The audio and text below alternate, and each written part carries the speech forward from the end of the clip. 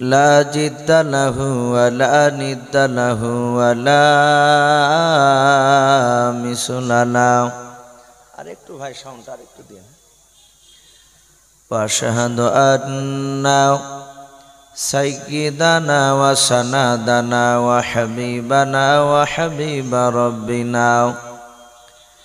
وحبيب ربنا وطبيبنا وطبيب قلوبنا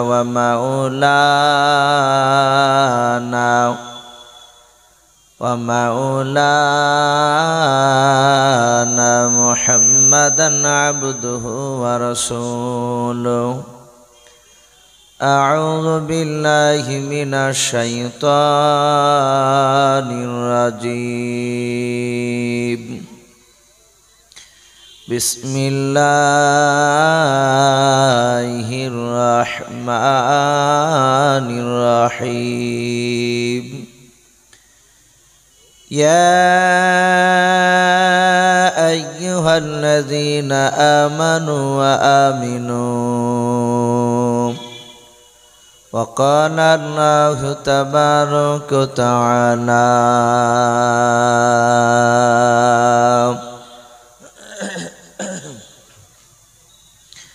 وما أرسلناك إلا رحمة للعالمين وقال الله تبارك وتعالى وعن أبي هريرة قال النبي صلى الله تعالى عليه وسلم أترك سنة لحبيبي لهؤلاء الحمقاء أو كما قال عليه الصلاة والتسليم وعن أبي هريرة قال النبي صلى الله تعالى عليه وسلم إن الله لا ينظر إلى صوركم وأموالكم ولكن ينظر إلى قلوبكم وأعمالكم متفق عليه أو كما قال عليه الصلاة والتسليم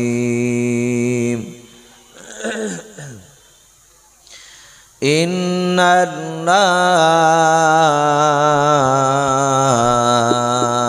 الله وملائكته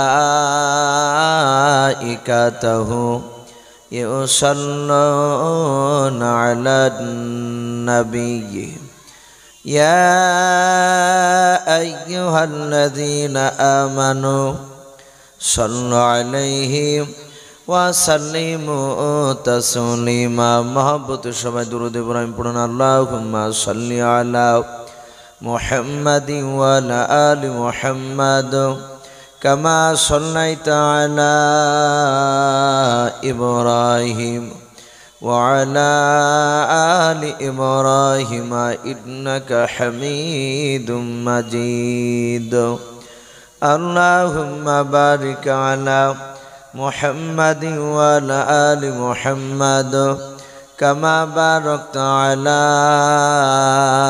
إبراهيم وعلى آل إبراهيم إنك حميد مجيد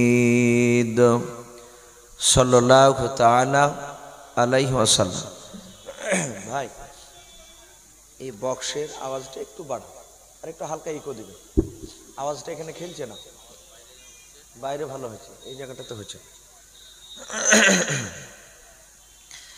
কে আসনা বলে এই পৃথিবী হলো জানা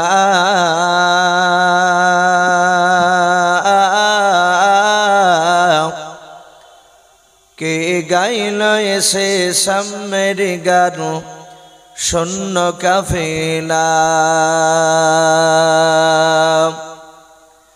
কে আসনা বলে এই পৃথিবী হলো জানা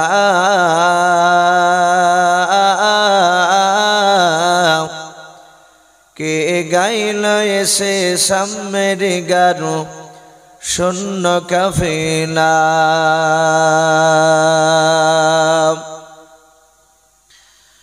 ও হাশমে মাকি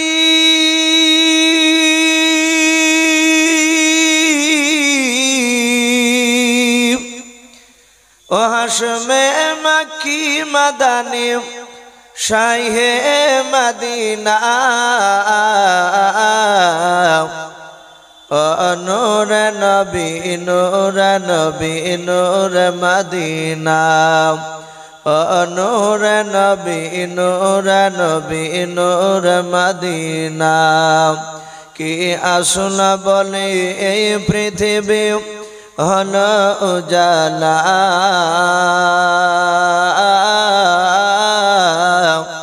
কে গাইল এসে সামের গারো শূন্য কাফেলা আহমদ মোহাম্মদ যিনি আখির নবী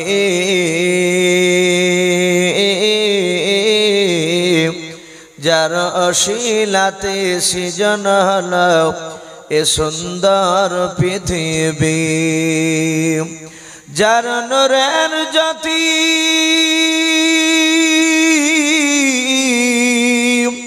যার নূরের জ্যোতি দেখে রবে হয়ে যায় নবীর দিবানা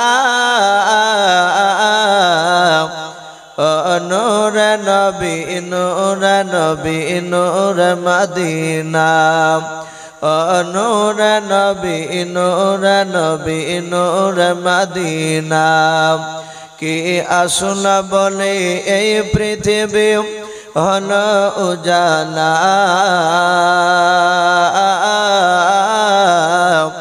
কে গাইল এসে সামের গারো শূন্য কাফেলা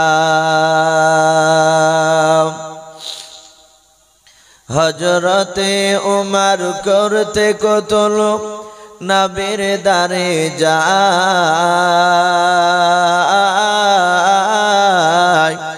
আর নুরানি তার চেহারা দেখে উমর ফিদা হয়ে যায় বলুন সুবহানাল্লাহ হযরতে উমর করতে কতল নবীর দারে যায়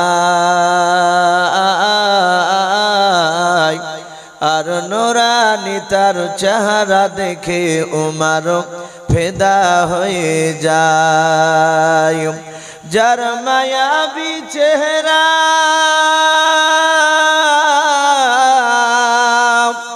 যার মায়াবী চেহারা দেখে উমর হয়ে যায় নবীর দিবানা ও নূর নবী নূর নবী নূর মদিনা ও নূর নবী নূর নবী নূর মদিনা কি আসল বলে এই পৃথিবী হল উজালা কে গাইল এসে সামের গারো শূন্য কাফেলা আচ্ছা ভাই এটা কোরআন শরীফ তো নাকি এটা এইদিকে রাখেন আমার এটা উঁচু হয়ে যাচ্ছে এটা ও বইগুলো যদি অন্য আরবিটারে থাকতো ওপর ওটা রাখা ভালো উঁচু আছে এটা ভাই আমরা আরেকবার প্রাণ ভরে মহব্বত উচ্চ আজে আমরা দুরুদ ইব্রাহিমটা বাবজি পড়েনি আমি আপনাদেরকে প্রথমেই বলি এক শ্রেণীর মানুষ তারা উলামে দেওবন্দের আকীদার যারা উলামা তাদের বিরুদ্ধে একটা অপপ্রচার করে যে আমরা নাকি নবীর উপর দুরুদ পড়ি না ওরা যারা এই কথাটা বলে তারা ভাবে ওই যেটা আমরা ছোট থেকে বাবজি সচরাচর যেগুলো পাড়ার মজলিসে মিলাদ বলেন অনেক জালসাতে হয় ওই যে আপনার হারদাম জামান সেনেকানো যেটা বলে না এটা পড়ি না বলে অনেকে বলে যে এরা দুরুদই পড়ে না। কিন্তু ভাই আমি বিতর্কর দিকে যাব না। আমি দেখেছি অনেক নামাজি মানুষ, আবার যারা অনেকে নামাজ পড়ে না তারা তো আশা করি ওই যেটা প্রচলন, যেটা আমরা দুরুদ বলে জানি, ওটা প্রায় 100টা মানুষের মধ্যে 99টা মানুষই তাদের মুখস্থ হয়ে গেছে, তাদের মুখস্থ আছে। কারণ তারা জন্মের পর থেকে বাপজি যখন একটু বুদ্ধি হয়েছে মিলাদ মাহফিলে, জালসার মাহফিলে যেতে শিখেছে, আর ওটাই পড়ে পড়ে মুখস্থ হয়ে গেছে। আবার দেখেছি যখনই দুরুদ ইব্রাহিম, যেই দুরুদটা 5 ওয়াক্ত নামাজে লাগে, ফরজ, ওয়াজিব, সুন্নাত, নফল, যে দুরুদটা খুবই গুরুত্বপূর্ণ, অথচ ওই দুরুদটা বাপজি অনেকের মুখস্থ হয় না। তো ওই প্রচলন দুরুদের মতো যদি এই দুরুদটা যদি, যেটা দামি দুরুদ, এটা যদি বাপজি আপনার যেটা নামাজে লাগে, এটা যদি ওইভাবে পড়া হতো তাহলে সবারই বাপজি মুখস্থ হয়ে যেত। তাই প্রতিটা বাপজি ভাইদেরকে আমি অনুরোধ করব, ভাই আমরা সকলেই একবার উচ্চ আওয়াজে দুরুদ ইব্রাহিমটা পড়ে নি। আল্লাহুম্মা সাল্লি আলা মুহাম্মাদি ওয়া আলি মুহাম্মাদ কামা সাল্লাইতা আলা ইব্রাহিম ওয়া আলা আলি ইব্রাহিম ইন্নাকা হামিদুম মাজিদ। আল্লাহুম্মা বারিক আলা মুহাম্মাদি ওয়া আলি মুহাম্মাদ কামা বারাকতা আলা ইব্রাহিম ওয়া আলা আলি ইব্রাহিম ইন্নাকা হামিদুম মাজিদ। সাল্লাল্লাহু তাআলা আলাইহি ওয়াসাল্লাম। শ্রদ্ধেয় জনাব, আজকের জালসা নির্বাচিত মনোনীত যোগ্যতম সভাপতি মহাশয় ও সম্মানিত আমন্ত্রিত ওলামে কেরাম ও আমার সম্মুখের শ্রদ্ধেয় বা জ্যেষ্ঠ বাবা জীবনেরা, আমার সমবয়স্ক সমজস্য যুবক ভাইয়েরা, পর্দার আড়ালের মা বোনেরা ও আমার সম্মুখের কচি কচি স্নেহের বাচ্চারা, সকলকে জানাই আমার বুক ভরা ভালোবাসা সালাম। আসসালামু আলাইকুম ওয়া রাহমাতুল্লাহি ওয়া বারাকাতুহু। আলহামদুলিল্লাহ, সমস্ত প্রশংসা, হামদ, নাত, সাধনা, ভজনা সে মহান রব্বুল আলামিনের জন্য, যে মহান রব্বুল আলামিন আমাদেরকে বড় ভালোবেসে রহম করে বিভিন্ন গুনার মজলিস থেকে বাছাই করে নিয়ে এসে তার এমন একটা দিনই মজলিসে নিয়ে এসে বসার আমাদেরকে বাপজি সুযোগ করে দিয়েছেন আল্লাহ। ভাই আমরা যে মাহফিলে এসে বসেছি এটা আমাদের বাহাদুরি নয়। এই মাহফিলে বাপজি এখনই যদি এই ঈদগাহের ময়দান থেকে যদি একটু বাইরে বেরিয়ে দেখা যায়, শত শত মানুষ বাপজি ঘুরিয়ে বেড়াচ্ছে, অথচ বাপজি তারা জালসার দিকে আসতে চাইছে না। কারণ তারা এই দিকে আসছে না, জানতে হবে যে আল্লাহ তাদেরকে ভালোবাসেনি। আপনার আমার বিশ্ব নবী বলেছেন, আল্লাহ যাকে ভালোবাসে, মহান আল্লাহ তার সে ভালোবাসা বান্দা বান্দিকে তার দিনই মজলিসে নিয়ে এসে বসে দেয়। তাহলে আমরা যে বাপজি এখানে বসতে পেরেছি, তাহলে জানতে হবে যে স্বয়ং আমার আল্লাহ আমাদেরকে ভালোবাসে। তাই আমরা সকলে রব্বুল আলামিনের দরবারে শুকরিয়া স্বরূপ আদায় করে বলুন আলহামদুলিল্লাহ।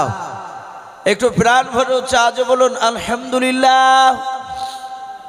তারপরে আপনার আমার নবী, যিনি ধর্মের গুরু, বিশ্ববরণ্য নেতা, নবিকুল শিরোমণি পয়গম্বরে আজম, যিনি সাইয়্যিদুল মুরসালিন ও খাতামান নবিয়্যিন, যিনি হাবিবে কিবরিয়া আশরাফুল আম্বিয়া, যিনি হায়াতুন নবী, জিন্দা নবী, জনাবে মুহাম্মদুর রাসূলুল্লাহ সাল্লাল্লাহু তাআলা আলাইহি ওয়াসাল্লামের উপরে অগণিত দুরূদ ও সালাম বর্ষিত হোক, বলুন আল্লাহুম্মা আমিন। মুআজ্জাজ সামিনে কেরাম, আমি আপনাদের সম্মুখে কোরআনুল কারীম থেকে বেশ কয়েকটা এত টুকরা পরিবেশন করেছি। তারপরই বিশ্ব নবীজির পবিত্র জবান থেকে বাবা মাত্র 2টো হাদিসের টুকরা পাঠ করেছি। ইনশাআল্লাহ যথাসময়ের মধ্যে আমার বক্তব্য করবার খাস করে বাপজি আমরা দোয়া করবো আজকে জালসার জন্য। আজ সবচেয়ে বাপজি খুশি হয়েছি, মানুষ সামনে বসে রেখে তার প্রশংসা করা ঠিক নয়, কিন্তু তবু একটি ইশারাতান বলতে একটু বাধ্য হচ্ছে। এই জালসার এই যে মাগরিবের পরে সভাপতি সাহেবকে বাপজি এখানে বরণ করলেন, সকলেই শুনতে পেলেন। আরও যারা সম্মানীয় ব্যক্তি ছিলেন তাদেরকেও বাপজি তাদের নাম ঘোষণা করা হয়েছে। তারপরে মাদ্রাসারই একটা তলবুল এলেম, তিনি কোরআন শরীফের আয়াত তিনি তেলাওয়াত করছিলেন। আমরা ওনার আয়াত তেলাওয়াত করা শুনছিলাম, কিন্তু সভাপতি সাহেব আয়াতের মাধ্যমে যে ওই ছেলেটা কি বলতে চেয়েছে ও যদি মানে নাও জানে, কিন্তু আয়াতটা পড়েছে ওটা কি বলতে চেয়েছেন তা মুফতি সাহেব একটু সামান্য ইশারাতান বাবজি একটু ব্যাখ্যা করে দিয়েছে। পেছনে আরো ওলামা ছিলেন, আমরা একটু মনে মনে তারা সকলেই একটু ইশারা করে বলতে চাইলে যে যোগ্যতম বাবজির সভাপতি যদি জালসায় না থাকে সেই জালসায় বাবজি মানায় না। অনেক সভাপতিকে দেখা যায় জালসার মাহফিলে বাবজি বসে থাকে, কিছু মনে করবেন না, আমি এই কথাগুলো বলছি যেগুলো এলাকায় চলছে। এই গ্রামে যে আপনার ঈদগাহের ময়দানে যে আপনারা এটা বিলাসপুর, তাই না? এই যে জালসা শুনতে এসেছেন, এক গ্রামের মানুষ তো আসেননি। কোনোদিন যদি আবার জালসা হয়, যখন মিটিং হয় তখন একটু এগুলো তুলে ধরবেন। আমরা দেখতে পাই সে পাঁকা দেখা যায় সুদখোর, না হলে বেটা পাঁকা বেনামাজি, ওর মুখে দাড়িও থাকে না, তাকে পাঞ্জাবি পরে দিয়েছে, টুপি মাথায় দিয়ে একদম বেচারি সভাপতির জায়গায় এসে বসে আছে। কিন্তু আদৌ তো বাবজি সে সভাপতি যোগ্য নয়, যোগ্যতম সভাপতি দরকার। আশা করছি আজকে জালসা বাবজি কবুলিয়াতের কয়েকটা লক্ষণ আল্লাহ তো ভালো জানেন, কিন্তু তবু একটু মনে হচ্ছে, আশা হচ্ছে যে জালসা আশা করি কবুল করবেন আল্লাহ। আজ দেখুন তলবুল এলেমরা কত সুন্দরভাবে বাবজি এসে তারা এই জালসার মাহফিলে বসেছে। রাসূলুল্লাহ বলেছেন, কোন যারা কোন বান্দা বান্দি, যেই সব বান্দারা তলবুল এলেম বলা হয়েছে, তারা কোরআনকে শিক্ষা করার জন্য বাড়ি ছেড়ে মাদ্রাসায় যায়, সেই সব ছেলেরা যে কোনো গোরস্থানের পাশ দিয়ে যদি একদিন হেঁটে যায়, ওই কবরের আযাব 40 দিন মাপ থাকে। জোরে বলুন সুবহানাল্লাহ, আরো জোরে বলুন সুবহানাল্লাহ। আর সেই তলবুল এলেমরা বাবজি আজকে জালসার মাহফিলে এসে একদম এই তো ঢুকছিল, মনে হচ্ছে ফেরেশতা ঢুকছে, এমন ভাবে লাইন দিয়ে আসছে। আশা করছি আজকে জালসা আল্লাহ দরবারে কবুল হইবেন, বলুন আল্লাহুম্মা আমিন। তো ভাই, আমি আপনাদের সম্মুখে বিশ্বনবীর পবিত্র জবান থেকে আমি দুটো হাদিসের মধ্যে প্রথমে একটা হাদিস পড়েছিলাম। আল্লাহ রাসূল সাল্লাল্লাহু তাআলা আলাইহি ওয়াসাল্লাম তিনি পবিত্র জবানে বলেছেন, ইন্নাল্লাহা লা ইয়ানজুরু ইলা সুওয়ারিকুম ওয়া আমওয়ালিকুম। মহান রব্বুল আলামিনের রাসূল বলছেন, কিয়ামতের ময়দানে আল্লাহ কারো চেহারা দেখবেন না, ওয়া আমওয়ালিকুম, এবং কারো ধন সম্পদ দেখবেন না। সাহাবারা বলেন, হুজুর কিয়ামতের ময়দানে আল্লাহ কি দেখবেন? রাসূলুল্লাহ বললেন, ওয়ালাকিন ইয়ানজুরু ইলা কুলুবিকুম ওয়া আমালিকুম। কিয়ামতের ময়দানে দুটো জিনিস দেখবেন, একটা হচ্ছে বাবজি প্রতিটা মানুষের এই অন্তরখানা কলব, আর দ্বিতীয় দেখবেন বাবজি তার আমলখানা। বলুন আলহামদুলিল্লাহ। আমার বিশ্ব নবী জনাবে মুহাম্মদ রাসূলুল্লাহ, সকলে বলুন সাল্লাল্লাহু আলাইহি ওয়াসাল্লাম। নবী আমার মসজিদে নববীতে বাবজি সাহাবাদের কিনে আলোচনা করছিলেন। আর যেমন আপনারা আমার দিকে চেয়ে আছেন, রাসূলের সাহাবায়ে কেরাম, রাসূলের বাবজি চেহারার দিকে সব সাহাবারা তাকিয়ে আছে। আমার বিশ্বনবী দরদ নবী সাহাবাদের দিকে চেয়েছে, রাসূলুল্লাহর দুই চোখের কোনা দিয়ে পানি গড়ছে। সাহাবায়ে কেরামরা রাসূলের চোখের পানি পড়া বরদাস্ত করতে পারতেন না, এত ভালোবাসতেন। আমার বিশ্বনবী ও বাবজি সাহাবাদেরকে ভালোবাসতেন। হযরতে আবু বকর সিদ্দিক রাদিয়াল্লাহু তাআলা আনহু ডাক দিয়ে বলছেন, ওগো আল্লাহর রাসূল, আপনি আমাদের দিকে চেয়ে কাঁদছেন কেন? আপনি আমাদের দিকে তাকিয়ে থেকে কাঁদছেন কেন বলুন? আমার বিশ্বনবী বলেন, ওগো সাহাবায়ে কেরাম, আমার মনে পড়ে যাচ্ছে আজ তোমরা আমার জন্য দিওয়ানা হয়ে আছো, তোমরা আজকে আমার জন্য জান দিতে রাজি আছো, কিন্তু সাহাবায়ে কেরাম তোমরা শুরু জামানায় তোমরা প্রথমে আমাকে চিনতে পেরেছিলে না।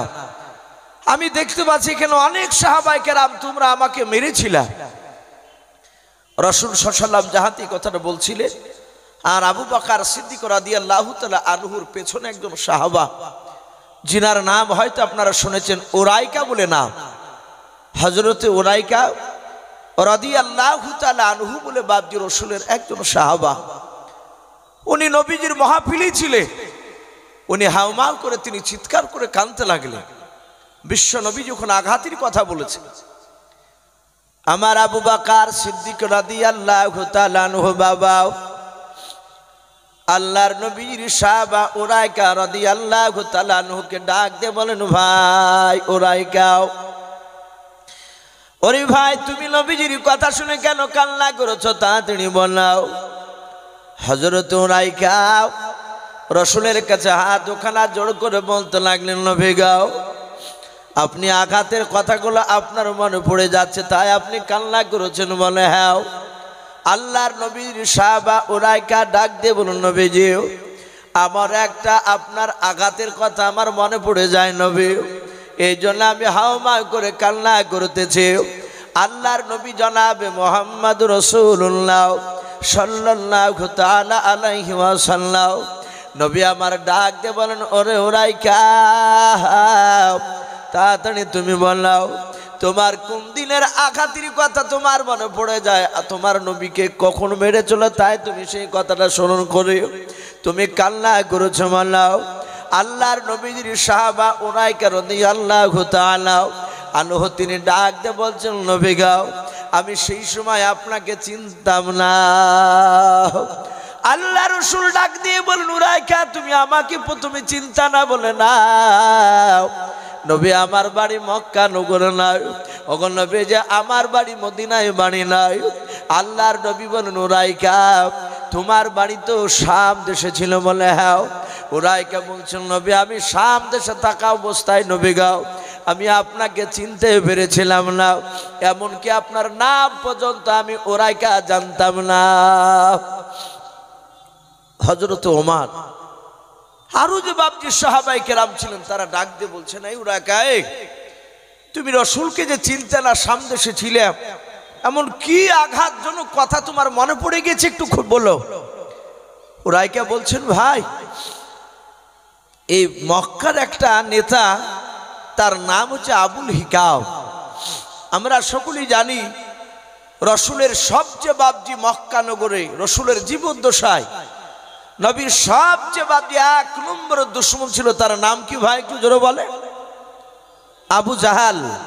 আমরা যাকে আবু জাহেল বলে জানি, এই বেঈমান ছিল রাসূলুল্লাহর সবচেয়ে বাপজি এক নম্বরের দুশমন।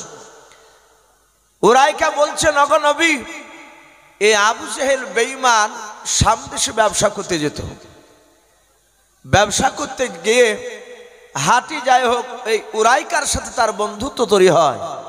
আমাদের অনেক মানুষ এলাকার কেরালায়, চেন্নাই, দুবাই যায়, ওই আমাদের ঘরের সন্তানের বাইরে গিয়ে ওইসব এলাকার কিছু মানুষের সাথে বন্ধুত্ব তৈরি করে এবং বেড়াতেও আসে, এলাকায় দেখতে পায়। আপনাদের হয়তো এই সাথী কেন্দ্রে যে বিলাসপুরে মোড়া হয়তো দেখা যায় নতুন একটা ছেলেকে নিয়েছে, বলো ভাই এর বাড়ি কোথায়? বলে এর বাড়ি হচ্ছে কেরালায়।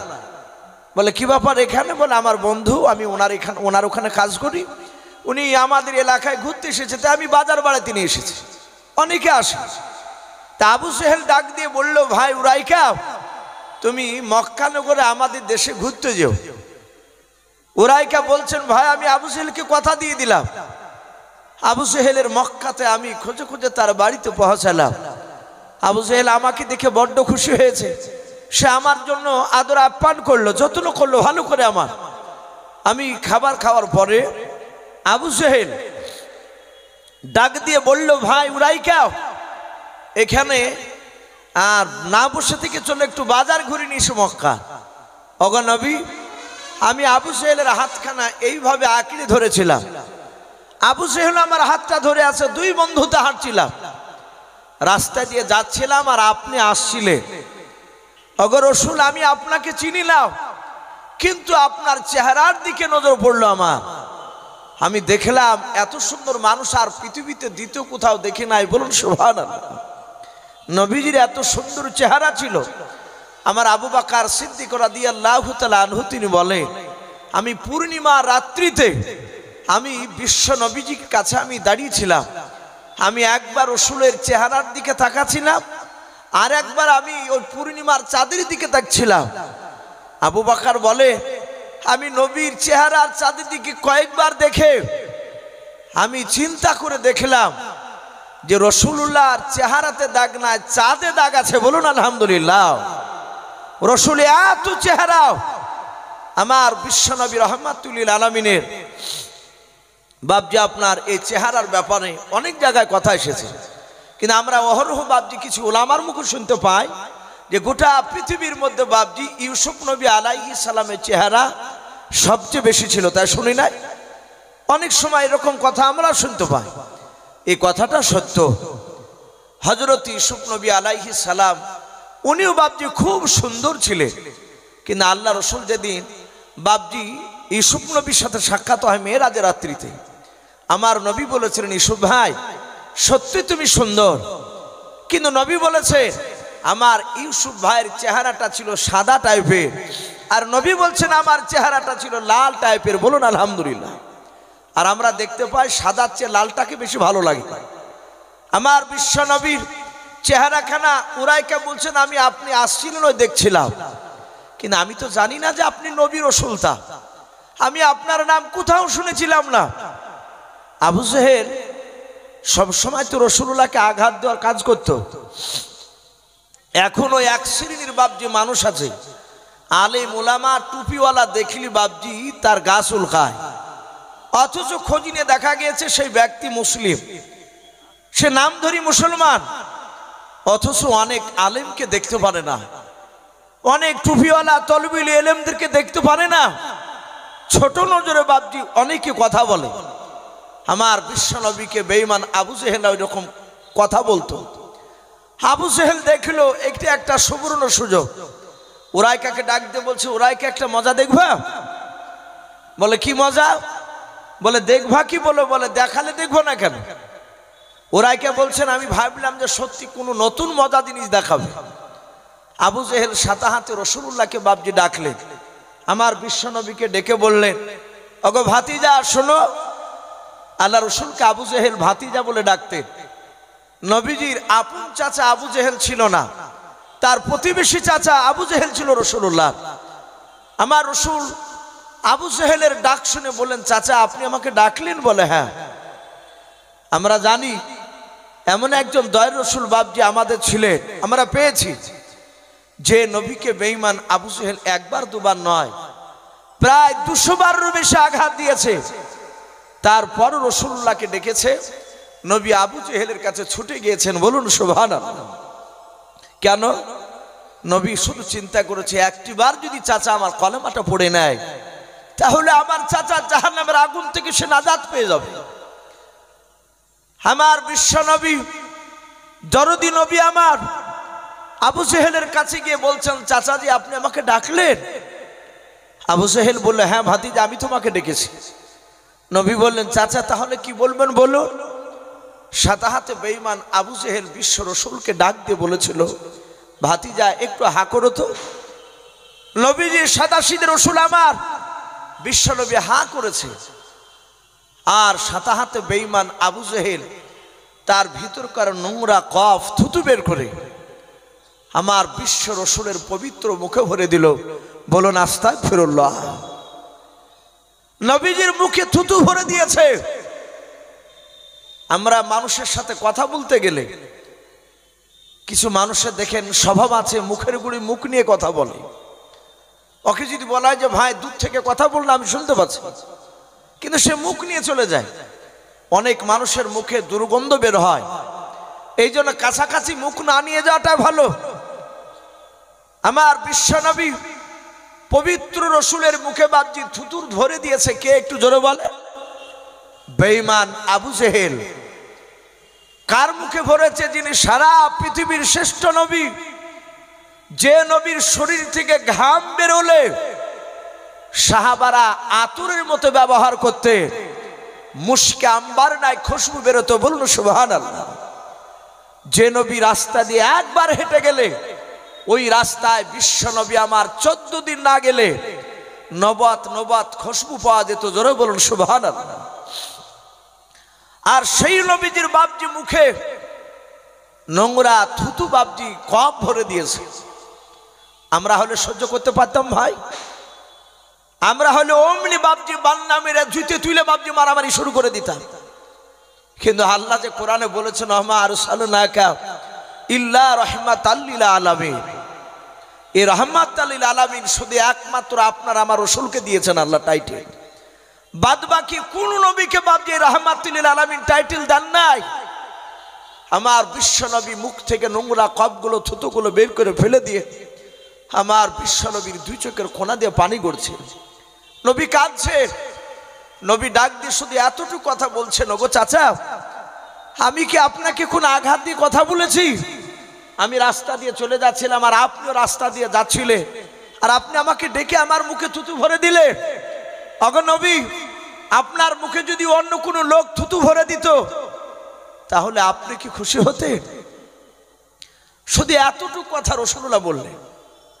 আবু জেহেল শুনে চিৎকার করে বলেছিল, এই ভাতিজা, এই যা, এক্ষুনি চলে যাও। এই দ্বিতীয়বার যদি আওয়াজ করিস তাহলে এর চেয়ে আরো খারাপ ব্যবহার দেখানো হবে। ওরাইকা বলছেন, হুজুর আমি আশ্চর্য হয়ে গেলাম, কিন্তু আমার তো একটা বিবেক বলে একটা জিনিস আছে, আমি তো পাগল নয়, আমি আপনাকে না চিনলো আমি একজন মানুষ। ওগো নবী, আমি একজন মানুষ। শুনে নেন, আমি চিন্তায় পড়ে গেলাম, মক্কা নগরে এত ভালো মানুষ আছে, আমার সামনে সেরকম মানুষ পাওয়া যাবে না। মক্কা নগরে কেন, আমার মনে হয় গোটা আরব কান্ট্রির মধ্যে কোথাও এরকম ভালো লোক পাওয়া যাবে না। কারণ লোকেরা জানতো এটা জাহিলিয়াতের যুগ। মক্কা নগরে রাসূল এসেছিলেন যে সময় অন্ধকারের যুগ বলা হতো। তারা ছোটখাটো জিনিসকে কেন্দ্র করে তারা মীমাংসা করতো না। তারা মানুষে বাবজি উস্কানিমূলক কথা দিয়ে এক একটা ঝামেলাকে 20 বছর 25 বছর পর্যন্ত বাবজি টেনে নিয়ে যেত। কথা সত্য না মিথ্যা জোরে বলে? টেনে নিয়ে যেত, কেউ মীমাংসা করতো না। যেটা বর্তমান বাবজি এখন কিছু মানুষের মধ্যে এই গুণটা চলে এসেছে। এখন একটু শুধু ঝামেলা লাগলে কিছু মানুষ দেখে বেড়ায় যে ওদের সাথে ঝামেলা লাগছে না কেন। ঝামেলা লাগলেই বাবজি ফুসফাস দিয়ে দলের ভিতরে ভরে নিয়ে আপনার ঝামেলাটা আরো বেশি বেশি করে পাকানোর চেষ্টা করে না ভাই, আরো জোর বাঁধিয়ে দেয়। এটা জাহিলিয়াতের যুগে ছিল। নবী বলেছে কিয়ামতের আগে আমার কিছু উম্মতের মধ্যে ওই জাহিলিয়াতের যুগের যে সব গুণগুলো খারাপ ছিল সেগুলো চলে আসবে। আল্লাহর নবী কাঁদতে কাঁদতে চলে যাচ্ছেন। ওরাইকা বলছেন, ওগো ভাই আবু জেহেল, এই লোকটা কে গো, এত সুন্দর মানুষ, এই মানুষটাকে এত তুমি বড় অন্যায় করলে, তোমাকে গালি দিল না? ভাইরা আমার, বাবা জীবনেরাও, আমার নবী জনাবে মোহাম্মদ রাসূলুল্লাহ সাল্লাল্লাহু তাআলা আলাইহি ওয়াসাল্লাম, নবী আমার কান্না করতে করতে বাবা প্রায় 20 থেকে 25 হাত, কেউ বলেছেন বাবা 25 থেকে 30 হাত আল্লাহর নবীর সামনে পা ফেলছিল। আর বিশ্ব নবী আমার আল্লাহর দিকে তাকিয়ে কান্না করেছেন আর বলেন, আল্লাহ মনে হয় তোমার দিনকে আর টিকে রাখতে পারা যাবে না। ওগো মাওলা, যেইভাবে তোমার বান্দা আমার দুশমন বেঈমান আবু জেহেল আমার সাথে উঠে পড়ে খারাপ ব্যবহার শুরু করেছে, এইদিকে বাবজি উনাইকা আবু জেহেলকে ডাক দিয়ে বলল, ভাই এত সুন্দর মানুষটার তুমি নামটা বলে দাও, ওর পরিচয়টা দাও।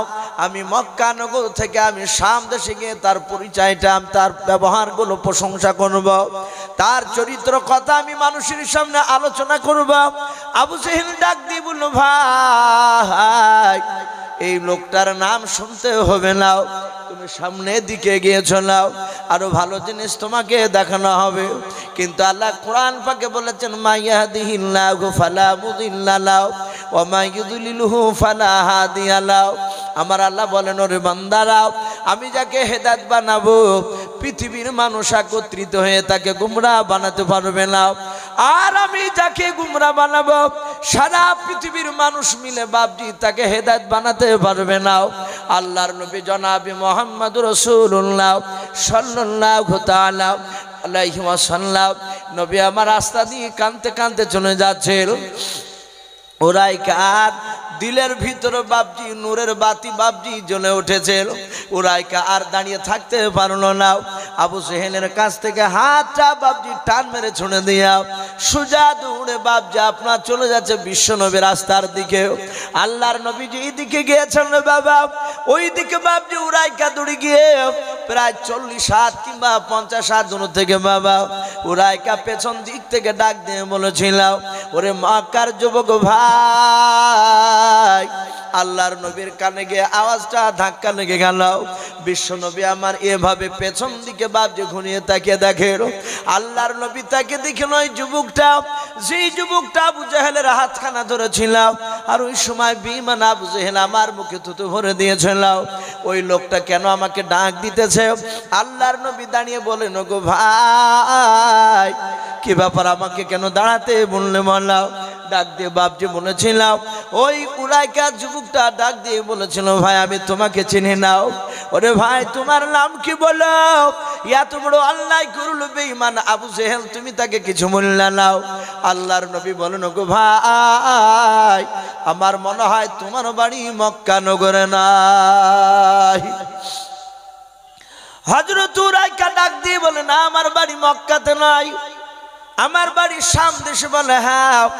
আল্লাহর নবী জনাবে মুহাম্মদ রাসূলুল্লাহ সাল্লাল্লাহু তাআলা আলাইহি ওয়াসাল্লাম ডাক দিয়ে বলেন, ভাই আমি সারা পৃথিবীর রহমতের নবী, বলুন সুবহানাল্লাহ।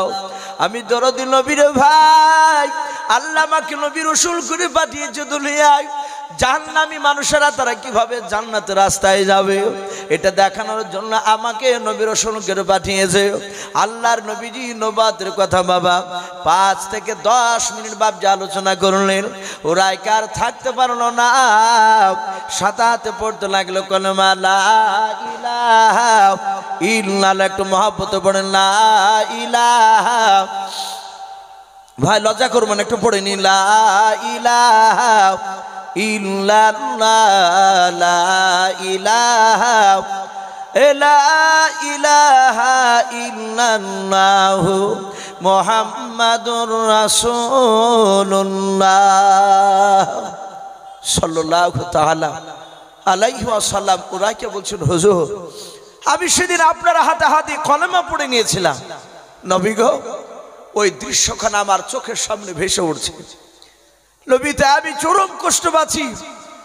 এত বড় দামি নবীকে মক্কার আবু জেহেল চিনতে পারেনি।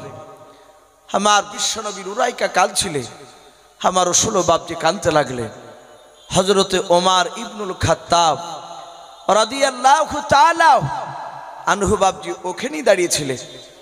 ওমর বলছেন, ফেদাকা আবি আম্মি ইয়া রাসূলুল্লাহ, ওগো নবী আপনি কাঁদবেন না, আপনার পদতলে আমার পিতামাতা বিসর্জন হোক, বলুন সুবহানাল্লাহ। ওগো নবী আপনি কাঁদবেন না। ওমর যখন কলেমা পড়ে নাই, ওমর যখন আপনাকে চিনত না, তখন আপনাকে বেঈমানরা প্রকাশ্য আপনাকে ধরে ধরে বেড়েছে।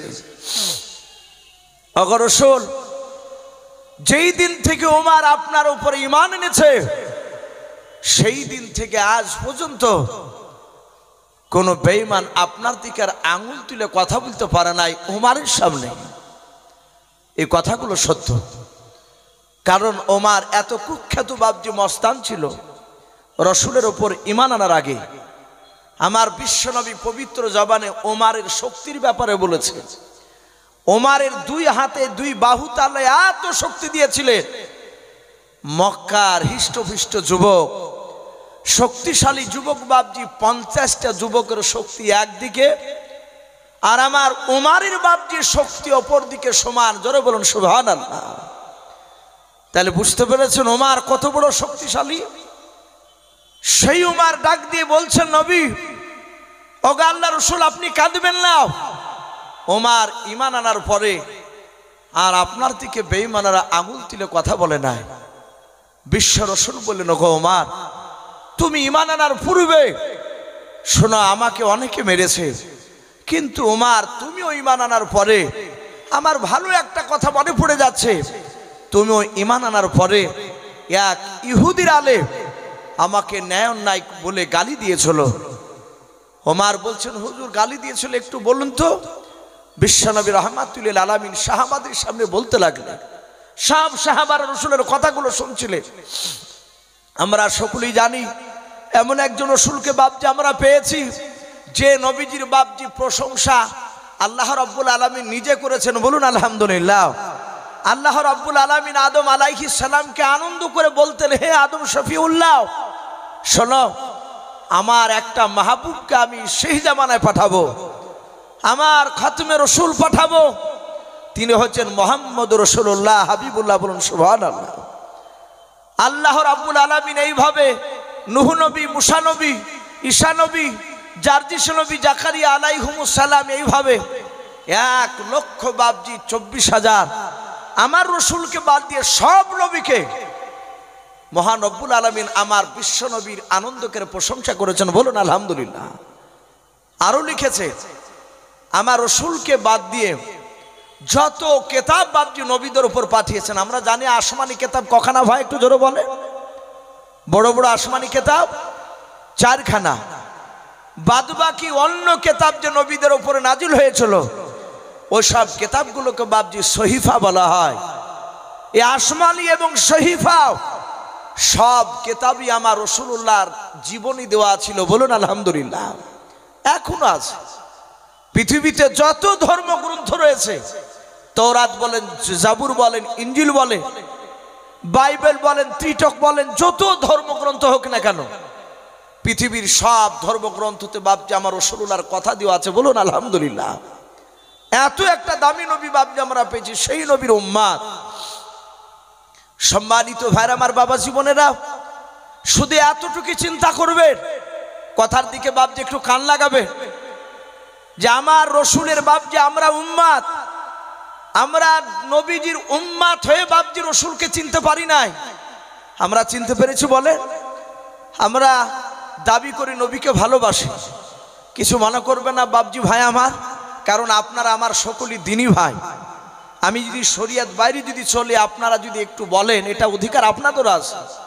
আপনারাও যদি শরিয়ত বিরোধী কাজ করেন, আমার অধিকার আছে না আপনাদেরকে একটু সঠিক কথাটা বলার। আজ আমরা দাবি করি রসুলকে ভালোবাসি, কিন্তু আমাদের পা থেকে মাথা পর্যন্ত চেহারার দিকে চেয়ে রাসূলুল্লাহর সুন্নাত বাপজি দেখতে পাওয়া যায় না।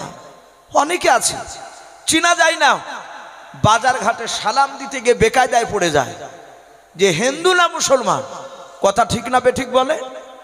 আবার সালাম না দিলে কিছু মানুষ আবার রাগও করে, হ্যাঁ মৌলভী সাহেব চলে গেল, লোককে বুঝায়, নিজে বুঝে না। যদি বলা হয় যে চাচা নিজে বুঝাই, বুঝি না, তার মানে বলে কয় আমাদেরকে সালাম দিলে না। যদি বলা হয় যে চাচা আপনি যে মুসলিম তা চিনতে তো পারিনি, তা সালাম দিবে কি করে? তখন বলছে যে দেখে বুঝতে পারেন না। বলে না, সত্যি দুঃখ লাগে ভাই, আমরা সত্যি মুনাফিকের মতো চরিত্র আমাদের হয়ে গেছে।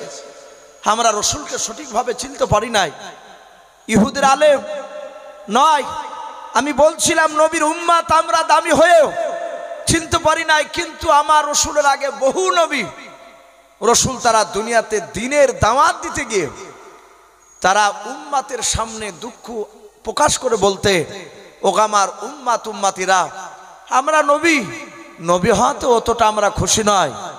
আমরা যদি নবী না হয়ে শেহ জামানার বিশ্ব নবীর উম্মাত হতে পারতাম, ভাবতে পারেন কত বড় দামি কথা। নবী রসুলরা বলতেন যে আমরা নবী রসুল না হয়ে শেহ জামানার বিশ্ব নবী মুহাম্মদ রাসূলুল্লাহ, বলুন সাল্লাল্লাহু আলাইহি ওয়াসাল্লামের যদি উম্মাত হতে পারতাম তো জীবনটাকে ধন্য মনে করতাম। বলুন সুবহানাল্লাহ। তাহলে কত বড় দামি নবী আমাদের। সেই নবীর কথা বাপজি এক ইহুদির আলেম পড়েছে। এক ইহুদির আলেম, তার বাড়ি ছিল ইয়াসরিব দেশে।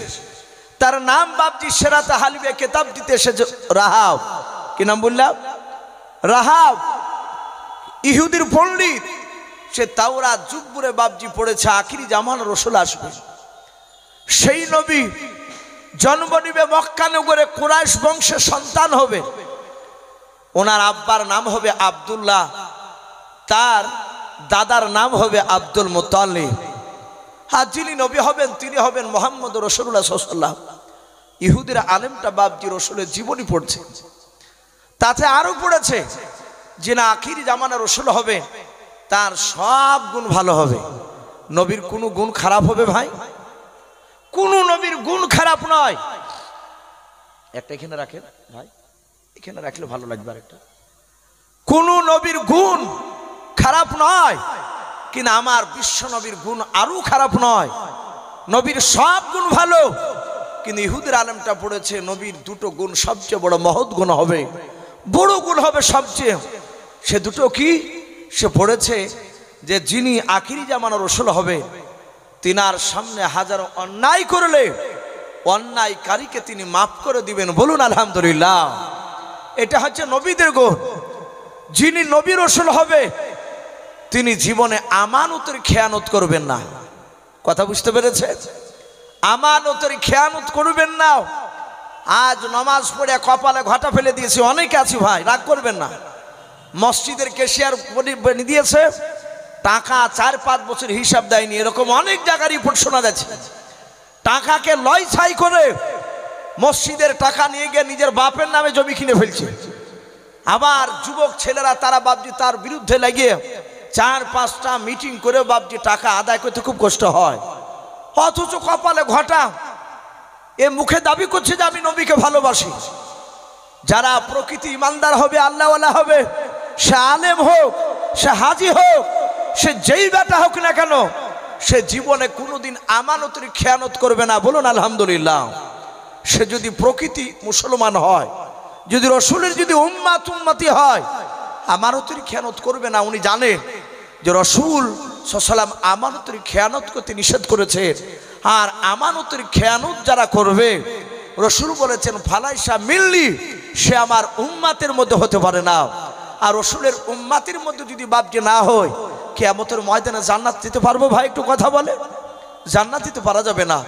তাই ইহুদির আলেমটা বাপজি পড়েছে, এই দুটো গুণ পড়ার পরে তার ভিতরে বাপজি একটা সন্দেহ পয়দা হয়েছে যে মনে হয় বিশ্ব রসুল সাল্লাল্লাহু আলাইহি ওয়াসাল্লাম তিনি মক্কাতে জন্ম নিয়েছে।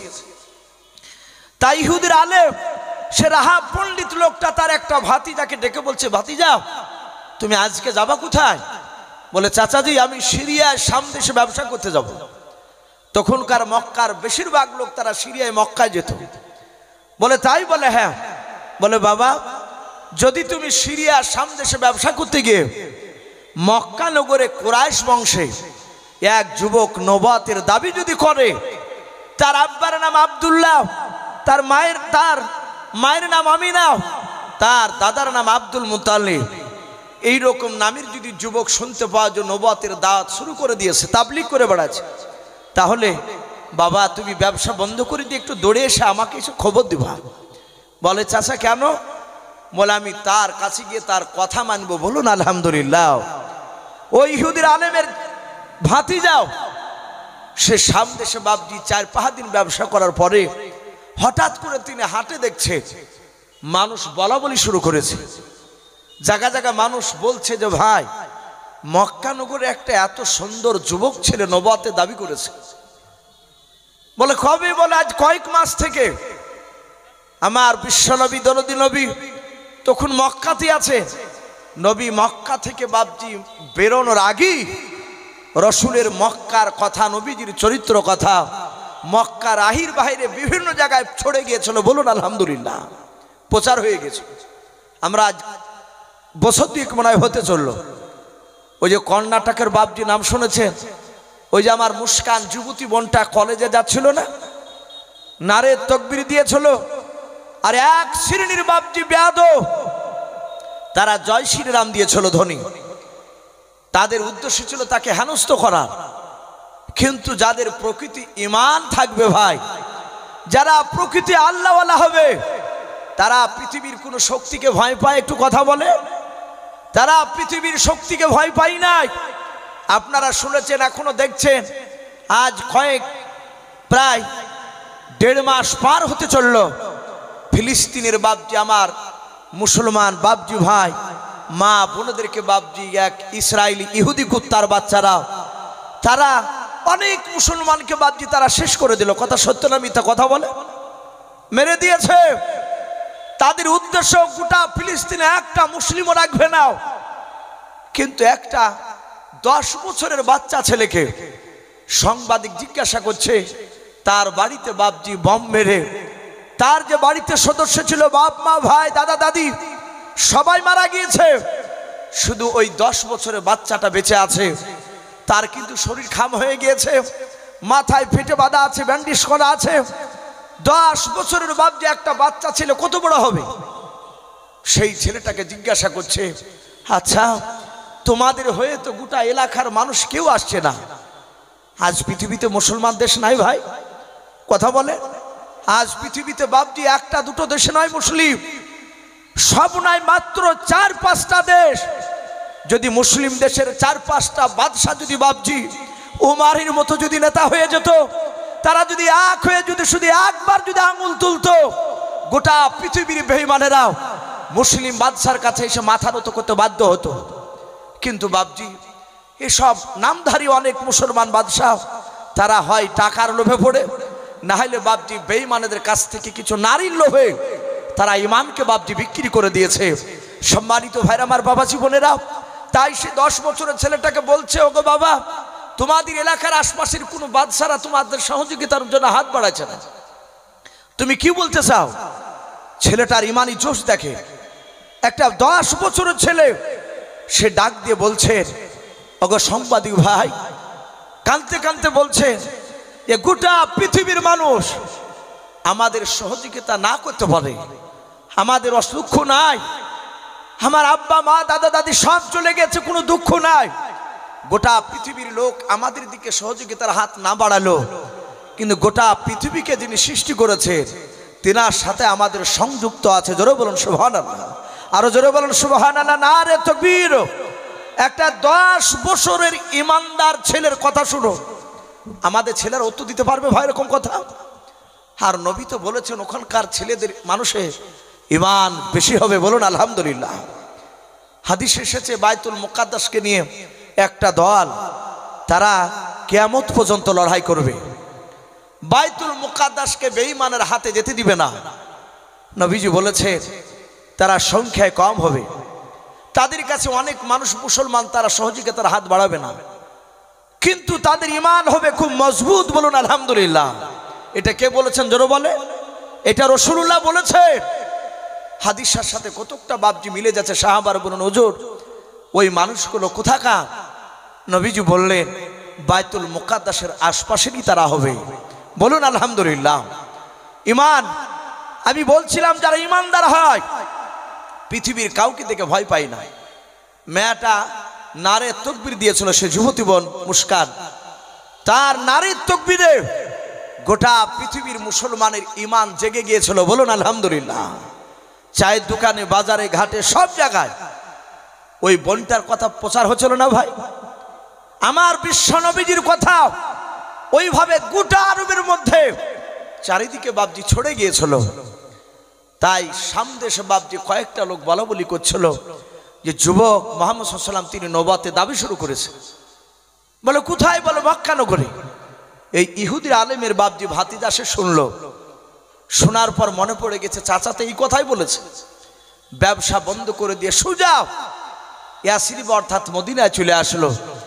এসব ইহুদির আলেম রাহাবকে বলছেন, ওগো চাচা, যে ছেলেটার কথা বলছিলে ওই ছেলেটার কথা সামদেশে লোক বলা বলি করছিল, সে নাকি নবুয়তে দাবি করেছে। বলে কোথায় বাবা? বলে মক্কা নগরে। ইহুদির আলেম বলল, বাবা সঠিক শুনেছো? বলে আমি একাই নয়, আরো কয়েকজন বলা বলি করছিল। ইহুদির আলেমটা বাপজি তাওরাত কিতাবটা বুকে করে নিয়ে 5টা টাকা পকেটে ভরে নিয়ে সুজা বাপজি মক্কা নগরে চলে গেল। মক্কা নগরে গিয়ে জিজ্ঞাসা করছে কিছু লোককে, ভাই এখানে মুহাম্মদ সাল্লাল্লাহু আলাইহি ওয়াসাল্লাম কোথায়? এলাকাতে যদি এসে বলে যে আপনাদের বিলাসপুরে মাদ্রাসা জালসা হচ্ছে, কোথায় একটু বলুন তো, এলাকার মানুষ তো জানে, তারা তো বলে দিবে। মক্কার লোক বলে সামনে যাও, দেখতে বাবা তার কিছু দলবল নিয়ে সেই কথা বলছে, দেখা তার ভক্তদেরকে নিয়ে আলোচনা করছে। ইহুদের আলেমটা সোজা চলে আসলো, আসার পরে দেখছে কয়েকজন লোক তার সামনে রসুল বসা। ইহুদির আলেম আসার পরই ডাক দিয়ে বলল, ভাই তোমার নাম কি? আল্লাহ রসুলকে বলছে। নবীজি বলেন, আমার নাম মুহাম্মদ সাল্লাল্লাহু, বলুন সাল্লাল্লাহু আলাইহি ওয়াসাল্লাম। নবীর নাম শুনলে বাপজি দুরুদ পড়তে হয়। সাথে হাতে বললেন ওই ইহুদির আলেমটা, আচ্ছা ভাই আপনি কি নবী প্লাস রসুল? আল্লাহ রসুল বললেন আমি নবী প্লাস রসুল। যদি একাই বলতেন যে আমি শুধু নবী রসুল নয়, তাহলে উনি জানতেন ইনি নবী নয়, ইনি প্রকৃত রসুল নয়। আল্লাহ রসুল বললেন আমি নবী প্লাস রসুল। ইহুদির আলেম পা থেকে মাথা পর্যন্ত বাপজি বারবার তাকাচ্ছেন আর কিতাব দিকে খুলে খুলে মিলাচ্ছেন।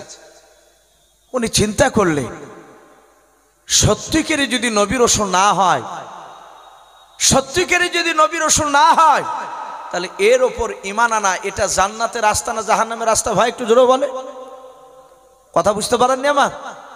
উনি যদি প্রকৃতি নবী রসুল না হয়, তাহলে তার উপর ইহুদির আলেম যদি ঈমান আনে, তাহলে সে কোথায় যাবে?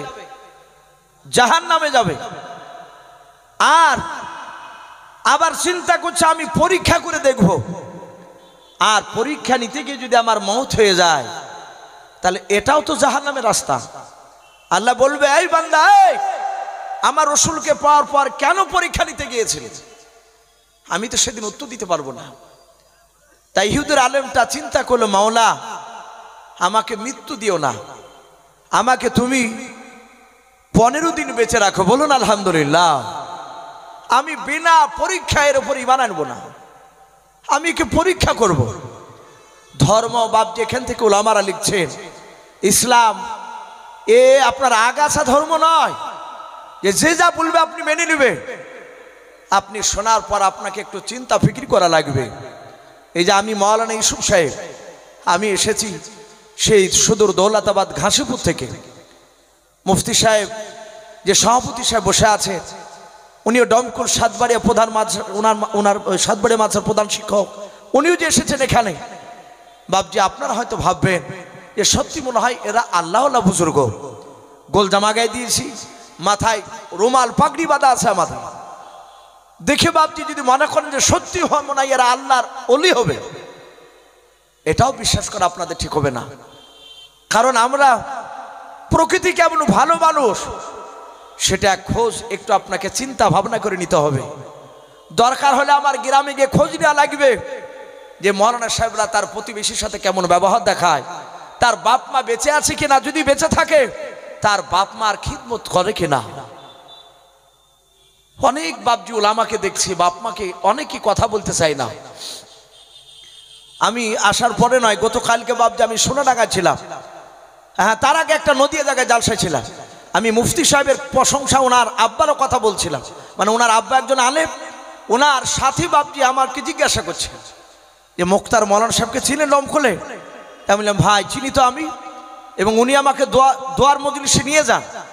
আমি দেখেছি ওনার আব্বা আলেম, উনিও আলেম, বাব্বাটার মধ্যে এত মহব্বত ভালোবাসা, এটাই তো হওয়া দরকার। তাহলে বাপজি একটু চরিত্র যদি লক্ষ্য করতে হলে একটু যাওয়া লাগবে, দেখতে হবে। হঠাৎ করে তার পোশাক দিকে বিচার করলে হবে না। আমার বিশ্বনবী রহমাতুল্লিল আলামিনের চেহারার দিকে চেয়ে ইহুদির আলেমটা মনে মনে চিন্তা করলো যে আমি কি বিনা পরীক্ষায় ঈমান আনছি না, আমি পরীক্ষা নেব। নিয়ে ইহুদির আলেমটা পকেট থেকে 5টা টাকা বের করে আল্লাহ রসুলকে বলছেন, ভাই মুহাম্মদ সাল্লাল্লাহু আলাইহি ওয়াসাল্লাম এই টাকাটা আপনি রাখুন, আপনার কাছে আমি 15 দিনকার দিন আসবো, আসার পর 5 টাকার বিনিময়ে আমি আপনার কাছ থেকে 20 কেজি খেজুর নেব। বলুন আলহামদুলিল্লাহ। সে সময় 5 টাকাতে ভালো খেজুরটা 20 কেজি পাওয়া যেত। আল্লাহ রসুল হাত বাড়িয়ে টাকাটাকে ধরে নিলেন, যেহেতু নবীকে দায়িত্ব দিয়েছে, আর নবী দেখলেন এর দায়িত্ব যদি ভালো না করি তাহলে এটা হয়তো আমার না অন্যায় হয়ে যাবে। লোকটা আমাকে বিশ্বাস করে টাকা দিচ্ছে আমানত স্বরূপ। নবীজি টাকাটা ধরে নিলেন। ইহুদির আলেমটা সোজা নবীর কাছ থেকে একদম বাড়ি চলে গেল। রাস্তা দিয়ে বাড়ি যাচ্ছে আর আল্লাহকে ডাকছেন, ওগো মালিক আমাকে 16 দিন জিন্দা রেখো, আমি তোমার নবী এটা সত্য নবী না ভণ্ডা নবী সেটা পরীক্ষা করার জন্য আমি 5 টাকা দিয়ে এসেছি। সময় কদিন নিয়েছো ভাই? 15 দিন। ওই ইহুদির আলেম বাড়িতে যাওয়ার পর 1 2 3 4 করে দিন গুনছে। দিন কেন তাড়াতাড়ি যাচ্ছে না, ঠিক 10 দিন বাদই চলছে, পার হয়নি। 11 দিন পড়েনি, 10 দিনকার দিন দিনের বেলায় ওই ইহুদির বাপজি বড় আলেম, সে রাহাব ইহুদির পণ্ডিত আলেমটা সুজা বাপজি আপনার মক্কানগরে বাপজি চলে আসলো। আর তো জিজ্ঞাসা করা লাগছে না, ও তো চিনি গেছে। আসার পর বাপজি দেখছে রাসূল সাল্লাল্লাহু আলাইহি ওয়াসাল্লাম তিনি সাহাবাদের কিনে বক্তব্য রাখছিলেন। আর নতুন বাপজি টাটকা ইমানদার সাহাবা হযরত ওমর ইবনুল খাত্তাব রাদিয়াল্লাহু তাআলা আনহু, বলুন সুবহানাল্লাহ। মাত্র 4 দিন হয়েছে ঈমান আনা। ওমর যার বাহুতে 50টা যুবকের শক্তি ভরা ছিল, সেই ওমর নবীজির দরবারে বসে বসে বাপজি 4 দিনকার ইমানদার রাসূলের চেহারার দিকে চেয়ে আছে। আমার বিশ্ব নবী কাছে ইহুদির আলেমটা আসার পর কোনো কথা বলে নাই। সুজা এসে নবীর বাপজি এইভাবে জামার খ্যাচ করে বাপজি কলারখানাকে ধরলো। কিছু মানুষ দেখেন টাকা যখন পায় এক একটা মানুষের কাছে, সেই টাকা যার কাছে পাবে সে যদি টাকা দিতে ছেঁচড়াপনামো করে, চিটারি শুরু করে, তখন দেখা যায় যেই লোকটা টাকা নিয়েছে সে লোকটা যদি শক্তিশালী হয়, তার যদি দলবল ভালো থাকে, রাস্তায় হঠাৎ করে যদি দেখতে পায় ও যদি মোটরসাইকেলে যায়, খ্যাচ করে দাঁড়িয়ে অমনি খ্যাপ করে একদম কলার ধরিয়ে টানি নিয়ে চলে যায়। বলে ভাই কি হলো কি হলো? বলে বদমাশ আমার টাকা নিয়ে 3 বছর থেকে দিছে না। আল্লাহ রাসূলের কাছে ওই রকম এসে ইহুদির আলেম সুজা এসে বাপজি নবীকে কিছু না বলে খ্যাচ করে বাপজি রাসূলের কলারকে ধরে টানতে শুরু করেছে। সাহাবারা অবাক, ওমর ফারুক তিনিও আশ্চর্য হয়ে গিয়েছে। আমার বিশ্ব নবী জনাবে মুহাম্মদ রাসূলুল্লাহ সাল্লাল্লাহু তাআলা আলাইহি ওয়াসাল্লাম নবী আমার ইহুদের হাত ওখানা ধরে বলেন, ইহুদে ভাই আমার কলারটা তুমি ছেড়ে দাও, তুমি কেন কলার খানা ধরে আছো বলাও। ওই বেঈমান ইহুদি ডাক দিয়ে বলেছিল, এই ভাই তোকে কারা সত্য নবী বলে মানে বল। আল্লাহর নবী বলেন, ইহুদি ভাই এই দেখো সাথী ভাইরা বসে আছে, এরা আমাকে সবাই সত্য নবী বলে তারা মানে। ইহুদের আলেমকে নবী ডাক দিয়ে বলুন, ভাই গো আমার কলারটা ছেড়ে দিয়ে তুমি কথা বলো না, নাও আমি তোর কলার খানা ছাড়বো নাও। নবীজিকে নাই অন্যায় করে কথা বলতে শুরু করলাম, লেতে ভাষায় বাপজি কথা বলতে শুরু করেছে। নবীর যারা দিবানা তারা বাপজি সকলেই বাপজি আপনার আশ্চর্য হয়ে তাকিয়ে আছে, এ কেন করেছে লোকটা। আল্লাহর নবী বলেন, ভাই কি ব্যাপার আপনার, আমি কি অন্যায় করেছি, আপনি কেন আমার কলারখানা ধরেছেন বলাল।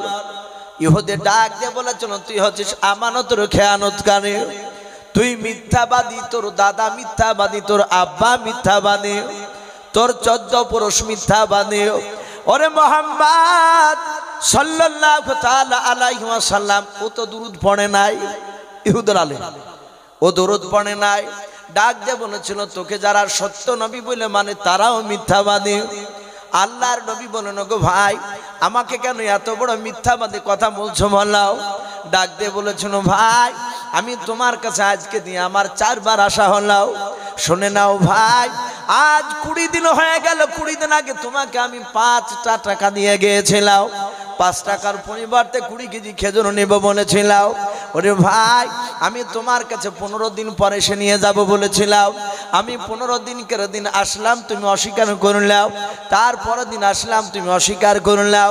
তারপরের দিন এসেছিলাম, সেদিনও তুমি অস্বীকার করলাম। ওরে ভাই আজ 4 বার হয়ে গেল তোমার কাছে আসা, তুমি পাকা মিথ্যাবাদী নবী। আল্লাহর নবী হাত ওখানা জোড় করে বলেন, ভাই আমি মিথ্যাবাদী নাই, আমি জন্ম নেওয়ার পর থেকে নিয়ে।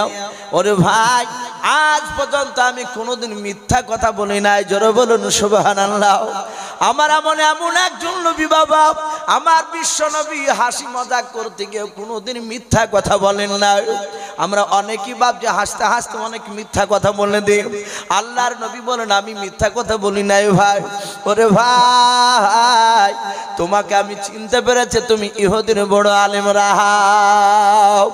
ইহুদির আলেম বলেছিল, ভাই হ্যাঁ আমি রাহাব। ডাক দিয়ে বিশ্ব নবী বলেন, ভাই তোমার মাত্র আমার কাছে আজকে 2 দিন হলো আসা। ওরে ভাই আজ 20 দিন নয়, তোমার গণনার মধ্যে তোমার ভুল রয়েছে, তুমি আমার কাছে আজকে 10 দিন হতে চলতেছে, এখনো 10 দিন পার হয় নাই। ওরে ভাই তুমি অন্যায় করেছো ভাই, তোমার গণনার মধ্যে ভুল রয়েছে, আমার কারণে অন্যায় করে কথা বলো না। কিন্তু ইহুদির আলেম বাপজি যত নবী বারণ করে তত ইহুদের আলেমটা বাপজি পিকআপ নিয়ে নবীকে বাপজি অন্যায় করে কথা বলছে। কিন্তু আদত বাবা ইহুদের আলেম পরীক্ষা নিতে এসেছে নবীকে আমার, সে দেখবে ইনি সত্যিকারী নবী রাসূলকে নাও। ওই দিকে ওমর নবীজির চেহারার দিকে বাপজি চেয়েছে, বাপজি অবাক হয়ে আছে। আমার বিশ্ব নবীর দরবারে ওমর দাঁড়িয়ে থাকতেন ঈমান আনার পরে। আল্লাহর নবী অনেকগুলো সাহাবারা বাপজি নবীকে নিয়ে বক্তব্য রাখতেন, নবী সাহাবাদের সামনে আলোচনা করতেন। হযরত ওমরকে নবী মাঝে মাঝে বলতেন, ওমর ওরে ওমর আমি অনেক সাহাবার চাউনি দেখেছি আমার দিকে চেয়ে থাকে, ওরে ওমর আর তুমি আমার দিকে চেয়ে থাকো একেবারে আলাদা। ওমর তুমি অমন করে কেন আমার দিকে চেয়েছে, দুই চোখের কোনা দিয়ে কেন তুমি পানি গড়াও, ওরে ওমর তুমি কেন কাঁদো বলাও। হযরত আমিরুল মুমিনিন ওমর ইবনুল খাত্তাব রাদিয়াল্লাহু তাআলা আনহর কাছে হাত ওখানে এইভাবে জোড় করতেন। আল্লাহর নবীকে কেঁদে কেঁদে বলতেন, হুজুর গো আমি আপনার দরবারে যখন থাকি, আপনার দিকে যখন তাকাই, ও নবীজি আমার অন্য দিকে তাকাতে মন চাই না। ও আল্লাহর রাসূল এই কান্না করি কারণে, বলে কি কারণে তুমি কান্না করো রে সাহাবা? ওমর কেঁদে কেঁদে বলতেন, নবী গো এই চোখ দিয়ে আমি আপনি এত বড় যে আপনি দামি নবী রাসূল, ও আল্লাহর নবী এত বড় দামি নবীকে আমি ওমর চিনতে পেরেছিলাম না। ও নবী ঈমান আনার পর থেকে এই জন্য বারবার শুধু আপনার দিকে তাকাই আর আমি মনে মনে কান্না করি আর বলি এই চোখ দিয়ে রাসূলুল্লাহকে চিনতে পেরেছিলাম না। সেই ওমর বাপজি দাঁড়িয়ে দাঁড়িয়ে দৃশ্যখানা দেখলেন, ওমর আর সহ্য করতে পারলেন না বাবা।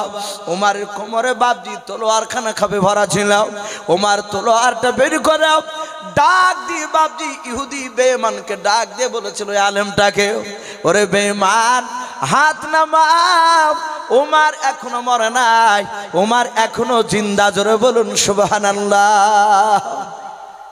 অনেকগুলো সাহাবা ছিলেন, ওমর 4 দিনকার ইমানদার সাহাবা, রাসূলের কলার ধরে ইহুদি ছাড়ছে না। নবী বারবার বলছে ভাই ছেড়ে দাও, ইহুদি ভাই ছেড়ে দাও, আমি তোমার অন্যায় করি নাই। আর ইহুদি রাসূলকে গালি দিছিল। ওমর খাঁচ করে তলোয়ারের উল্টো পিঠ দিয়ে ইহুদির হাতে আঘাত দিয়ে টান বেঈমান। ওমর মরে নাই, ওমর এখনো জিন্দা আছে। ওমরের সামনে রাসূলকে অন্যায় করবি, এ ওমর সহ্য করবে না, জোরে বলুন সুবহানাল্লাহ।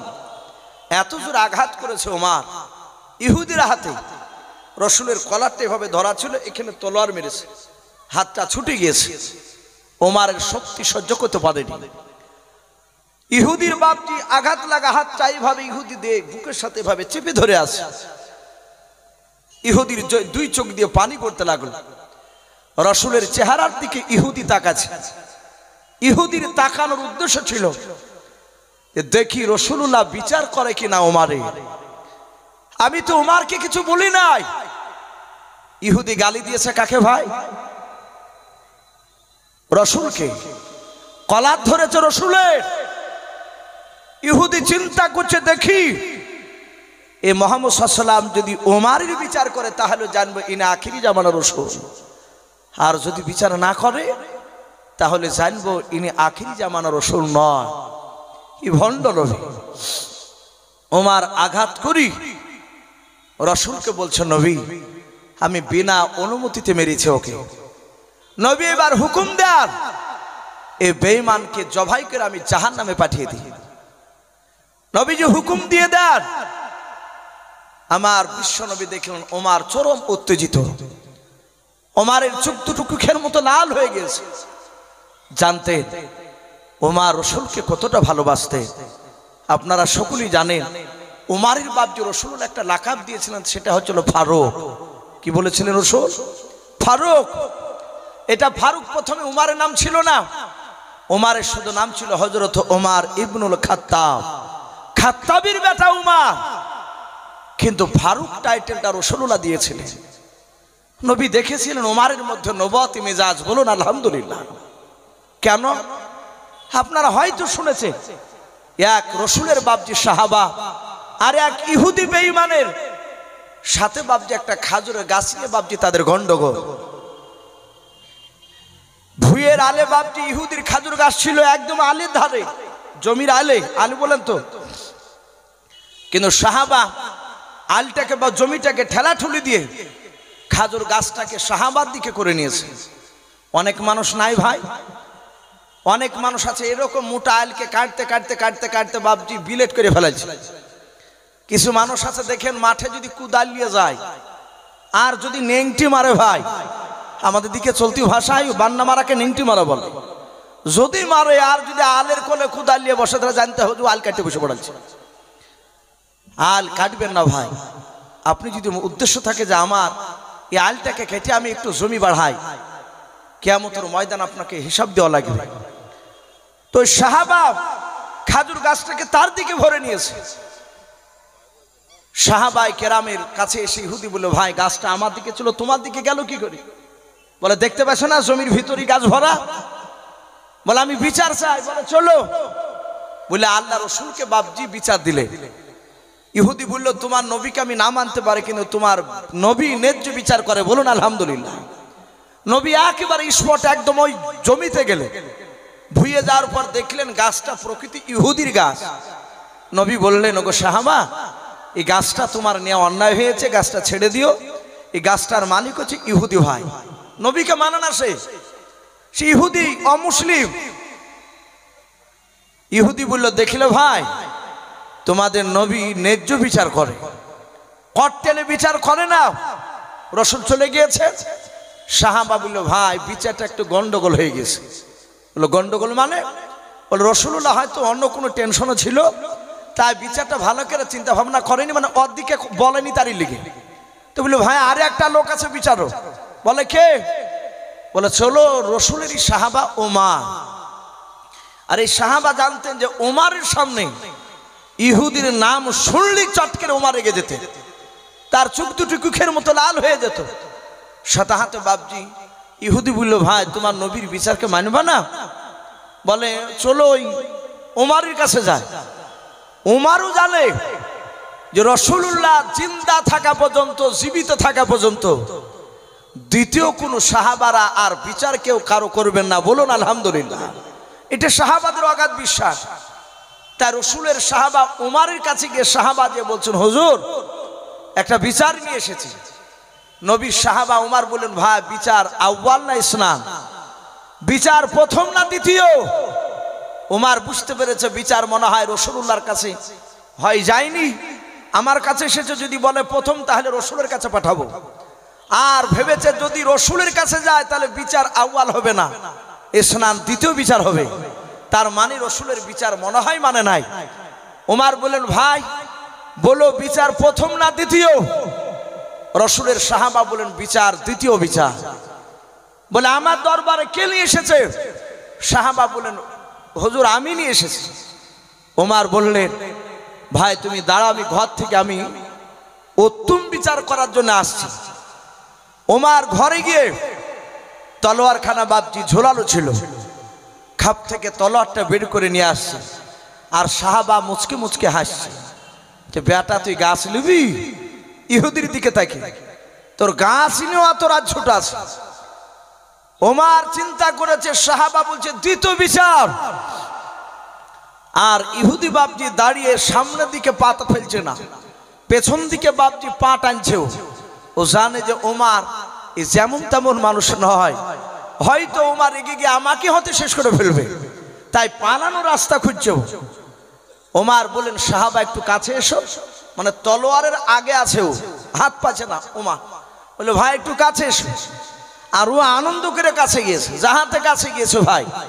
আর ওমর অমনি হাতকে উঁচু করে তলোয়ার তুলে খ্যাচ করে বাপজি একদম তলোয়ার সাহাবার গলায়, ওই খাজুর গাছ নিয়ে যে গন্ডগোল করছে, বডি থেকে মাথাটা অমনি মাটিতে। আর ইহুদি ভাই বাপজি এই তো বলে সর্বনাশ, নিজের জাত ভাইকে পর্যন্ত ছাড়ছে না।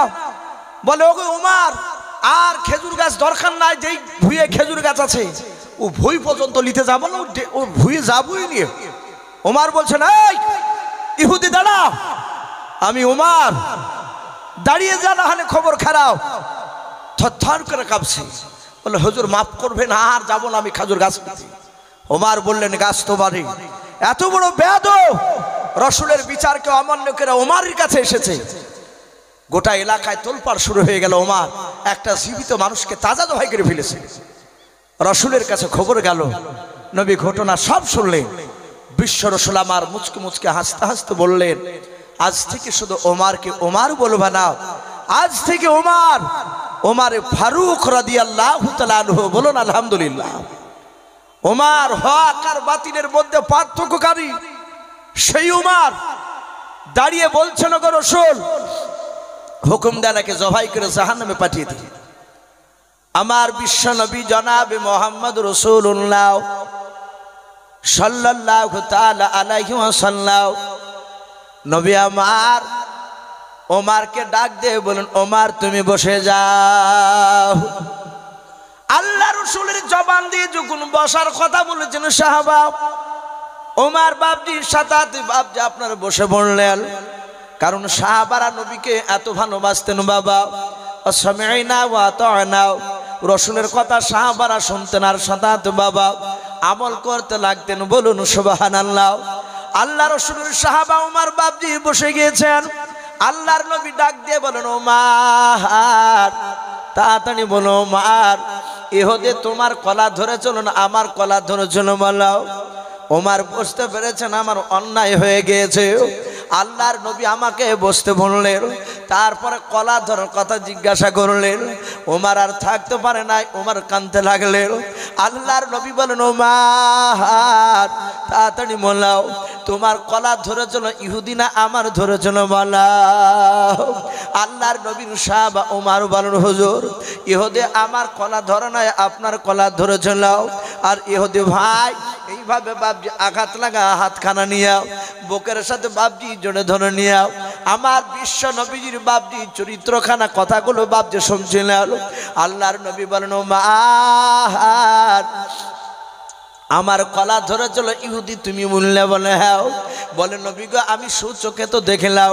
আল্লাহর নবী বলেন, হ্যাঁ হ্যাঁ আমার কলা ধরে চলো তোমার কলা ধরে নাই। ওরে আমার ওমর বলো, আমি বিশ্ব নবী কি তোমাকে মারতে হুকুম দিয়েছিলাম? বলো। হযরত ওমর ডাক দিয়ে বলো, হুজুর না।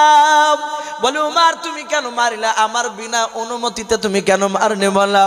হযরত ওমর কাঁদা আর বলো, নবী গো মাত্র 4 দিন হলো কলমা পড়া আপনার দরবারে, আমার 4 দিন হয়েছে ঈমান আনা। ওগো আল্লাহর নবী শুনে না। আল্লাহর নবী গো আমি 4 দিনে যে আপনাকে চিনতে পেরেছে, আপনাকে আমি বুঝতে পেরেছি নবী। সারা পৃথিবীর মানুষ যদি একদিকে হয়ে যায় আর আমি ওমর অন্যদিকে যদি হয়ে যায়, সারা পৃথিবীর মানুষরা যদি আপনাকে খারাপ বলে নবী গো, আমি ওমর কখনোই বিশ্বাস করব না। বলুন সুবহানাল্লাহ। ওগো আল্লাহর নবী আপনাকে নিয়ে অন্যায় করে কথা বলছিল, ওদের আলেমটা আমি সহ্য করতে না পেরে আমি আঘাত করে দিয়েছি। আল্লাহ রাসূল ডাক দিয়ে বললেন, ওমর আমি বিশ্ব নবী পয়গম্বর, আমি তোমাকে হুকুম দিলাম। ওরে আমার ওমর এখন এই মুহূর্তে তুমি ইহুদের হাত ওখানা ধরে তুমি ক্ষমা চেয়ে নাও। হযরত ওমর ফারুক রাদিয়াল্লাহু তাআলা আনহু আর দেরি করলেন না। নবী আবার হুকুম করা সারাও যাহাতু হুকুম করেছেন আর সাতাত বাপজি ওমর ইহুদের হাত ওখানা জোরে ধরে ডাক দিয়ে বলেন, ইহুদি ভাই শুনে নাও, ওমর কোন বাতিলের কাছে মাথা নত করা বান্দা নাই। বলুন সুবহানাল্লাহ। ওমর ডাক দিয়ে বলেছিলেন, ভাই রে ওমর কোন বাতিলের কাছে মাথা নত করা বান্দা নাই। কিন্তু পরিস্থিতি আলাদা হয়ে গিয়েছে। সারা পৃথিবীর রাসূলুল্লাহ তোমার হাত ওখানা ধরে ক্ষমা চাইতে বলেছো ভাই, তাই তোমার কাছে আমি ক্ষমা চাই, তুমি আমাকে ক্ষমা করে দাও। ইহুদি ইশারা করে ক্ষমা করে দিলাম। আল্লাহর নবী জনাবে মুহাম্মদ রাসূলুল্লাহ সাল্লাল্লাহু তাআলা আলাইহি ওয়াসাল্লাম নবী দরদি নবী আমার উসমান গনি রাদিয়াল্লাহু তাআলা আনহুকে ডাক দিয়ে বলেন, উসমান ও আমার জামাই সাহাবা, তুমি আর দাঁড়িয়ে থেকো না, যা তোমার বাগান থেকে তুমি 25 কেজি খেজুর নিয়ে চলে এসো। আল্লাহর নবীর সাহাবা উসমান গনি রাদিয়াল্লাহু তাআলা আনহু 25 কেজি খেজুর নিয়ে এসে আল্লাহর নবীর কাছে এসে বলছেন, ইয়া রাসূলুল্লাহ ইয়া হাবিবাল্লাহ, এই দেখেন 25 কেজি খেজুর নিয়ে এসেছে আমার বাগানের। আল্লাহ রাসূল ডাক দিয়ে বলেন, ওরে সাহাবা আলী উসমান তুমি 20 কেজি খেজুর আলাদা করে বের করাও, 5 কেজি খেজুর বের করে নাও। উসমান গনি আলী রাদিয়াল্লাহু তাআলা আনহুম আজমাইন ওনারা দুজনাই বাপজি খেজুরগুলোকে ভাগ করে নেন। আল্লাহর নবী 20 কেজি খেজুরের ব্যাগটা হাতে করে নেওয়ার পর ইহুদিকে ডাক দিয়ে বলেন, ইহুদি ভাই হাত ওখানা বিশ্ব নবীজি জোরে ধরেন। ইহুদি জোরে ধরার পর আল্লাহর নবী যে হাওমা করে কাঁদছেন আর বলছেন, ওদে ভাই নাও, তোমার 5 টাকার পরিবর্তে তুমি 20 কেজি খেজুর নিয়ে নাও। ওরে আমার ইহুদি ভাই শুনে নাও, আমি জীবনে মিথ্যা কথা বলি নাই, আমি শুনে নাও আমানতের খেয়ানত করি নাই। ও ভাই তোমার গুণের মধ্যে ভুল রয়েছে, তুমি বাড়িতে গিয়ে ঠান্ডা মাথায় তুমি চিন্তা ভাবনা করে গুনবা, দেখবা আজকে 10 দিন হতে চললাম, এখনো 10 দিন ফানো হয় নাই, তোমার কথা অনুযায়ী এখনো 5 দিন বাকি আছে ভাই। ওরে ভাই নাও, তোমার 5 টাকার বিনিময়ে 20 কেজি খেজুর নিয়ে নাও। ইহুদের আলেমটা 20 কেজি খেজুরের ব্যাগটা ধরে নিলাম। আমার বিশ্বনবী আবার ডাক দিয়ে বলেন, ইহুদি ভাই আমার উমার যে বিনা অনুমতিতে তোমাকে আঘাত করেছিলাম, তুমি যে কষ্ট পেয়েছো বলে, হ্যাঁ। ওরে আমার ইহুদি ভাই আমি উমারের হয়ে আবার দ্বিতীয়বার আমি তোমার কাছে ক্ষমা চাই, জোরে বলুন সুবহানাল্লাহ। ইহুদি আশ্চর্য হয়ে যাচ্ছে, যত নবীর কথা শুনছে তত অবাক। ইহুদি নবীর চেহারার দিকে চেয়ে আছে আর খাজুরের ব্যাগ থাকতে বাপ যেভাবে হাত দিয়ে আছে, নবীর চেহারার দিকে চেয়েছে বাপজি চিন্তা করেছে, হারে এত দামি নবী, আল্লাহর নবী যে হাত ওখানার জন্য ধরে বলেন, ভাই আমি উমারের হয়ে ক্ষমা চাই, তুমি ক্ষমা দিয়ে দাও আবার। ওরে ভাই ইহুদি এই না 5 কেজি খেজুর আরো বেশি তুমি নিয়ে না, বলে কেন? বলে তোমাকে যে আঘাত করেছে তুমি কষ্ট পেয়েছো, ব্যথা পেয়েছো, এর বিনিময়ে আমি মুহাম্মদ সাল্লাল্লাহু আলাইহি ওয়াসাল্লাম আরো 5 কেজি খেজুর দিয়ে নিলাম। ইহুদি আর সহ্য করতে পারলো না বাবা, ধৈর্যের বাঁধা ধরে রাখতে পারলেন না, হাওমা করে বাবা নবীর পা দোকানা জোরে ধরে কাঁদতে কাঁদতে বললেন, ওগো আল্লাহর নবী আমি অন্যায় করে আপনাকে গালিগালাজ দিতে এসেছিলাম। নবী আমি তাওরাত পড়েছি, আখিরি জামানার যিনি নবী হবেন তিনি আখিরি জামানার রাসূল যিনি হবেন তিনি আমানতের খেয়ানত করবেন না, আর ওনার সামনে হাজারো অন্যায় করলে অন্যায়কারীকে তিনি মাফ করে দেবেন, জোরে বলুন সুবহানাল্লাহ। ওগো রাসূল আমি 2টো পরীক্ষায় করেছি, আপনার কাছে 2টি পাস করে গেছেন আপনি। রাসূল আর আপনার দরবার থেকে আমি বাড়ি ফিরে যাব না, বাকি জীবনটা আপনার পায়ের তলে আমি খিদমত করে কাটাতে চাই, বলুন সুবহানাল্লাহ। নবীর সাথে হাতে তাকে বুকের সাথে তুলে ধরে, বুকের সাথে জড়ে ধরে আমার বিশ্ব নবী বাপজি কলমা পড়ে তাকে মুসলমান বানিয়ে নিলেন, বলুন সুবহানাল্লাহ। ভাই এই ছিল রাসূলুল্লাহর বাপজি চরিত্র। আমরা একবার সকলে দুরূদ ইব্রাহিমটা পড়ি, আল্লাহুম্মা সাল্লি আলা মুহাম্মাদি ওয়া আলা আলি মুহাম্মাদ কামা সাল্লাইতা আলা ইব্রাহিম ওয়া আলা আলি ইব্রাহিম ইন্নাকা হামিদুম মাজিদ। আল্লাহুম্মা বারিক আলা মুহাম্মাদি ওয়া আলা আলি মুহাম্মাদ কামা বারাকতা আলা ইব্রাহিম ওয়া আলা আলি ইব্রাহিম ইন্নাকা হামিদুম মাজিদ। ভাই একটু সকলে চুপচাপ বসে না থেকে 2 মিনিট মতো একটু জিকির করে লা ইলাহা লা ইলাহা ইল্লাল্লাহ লা ইলাহা ইল্লাল্লাহ মুহাম্মাদুর রাসূলুল্লাহ। ভাই একটা এলান ছিল, ভলান্টিয়ার্স ভাইদের উদ্দেশ্যে বলছিলাম, একটু মন দিবেন। ভলান্টিয়ার্স ভাই যারা আছেন পাগড়ি প্রদান হবে, কাজেই জায়গা যেগুলো খালি আছে সামনে চেয়ার রাস্তা রেখে বিছিয়ে দিন, বিছাতে দেরি করবেন না, এখনই বিছিয়ে দিন। আর যে সমস্ত ছাত্রদের পাগড়ি প্রদান হবে তারা দেরি না করে খুব তাড়াতাড়ি স্টেজে চলে আসবে। তো ভাই আমি বলছিলাম আমার সেই রাসূল যে উম্মতদেরকে যে বাপজি ভালোবাসতে নবী সাহাবাদের দিকে চেয়েছে কাজ ছিল, আমাদের সেই রাসূল বাপজি আমরা সকলেই জানি মদিনাতুল মানুওয়ারায় রওজাতুল মানুওয়ারা সবুজ গম্বুজের তলে রাসূল শুয়ে আছেন কি শুয়ে নাই কথা বলে? নবী আমার ওখানে জিন্দা শুয়ে আছে। আমাদের আকীদা কোন নবী রাসূল তারা ইন্তেকাল করার পর কোনদিন তারা আপনার পচে সরে যায় নাই, বলুন আলহামদুলিল্লাহ। আমাদের আকীদা উলামে দেওবন্দের আকীদা যে নবী রাসূলরা তারা কবরে জিন্দা থাকে, বলুন সুবহানাল্লাহ। ভাই নবী আমার এখনো কাঁদছে। নবী দুনিয়ার বুকে জিন্দা অবস্থাতেও বাপজি কেঁদেছিলেন 23 বছর ধরে, বলুন আলহামদুলিল্লাহ। ক বছর ভাই? 23 বছর। আমরা সকলেই জানি রাসূলুল্লাহ টোটাল বেঁচে ছিলেন 63 বছর। নবী 40 বছরের আগ থেকে নিয়ে 40 বছর পর্যন্ত কাউকে নামাজের জন্য ডাকে নাই। ডেকেছিলেন? কথা বলে।